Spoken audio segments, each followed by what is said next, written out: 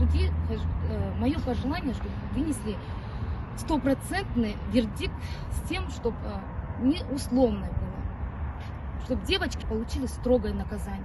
По 3 девочкам я могу сказать 100% также информации, так как я созванивалась с отделом образования в Алагузовой Сауле, где я также задала вопрос, работает ли у вас из данных 3 девочек мама в отделе образования. Она сказала, да, работает.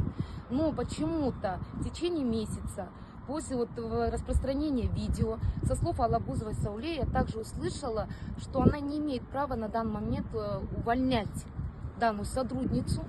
Но на интервью Чернышова дает, получается, прямой эфир, где говорит с 10 числа, что подала она заявление по собственному желанию. Но опять, как подать по собственному желанию, если там есть статья? Из 3 девочек только одна мама обращалась, данной ученица медколледжа.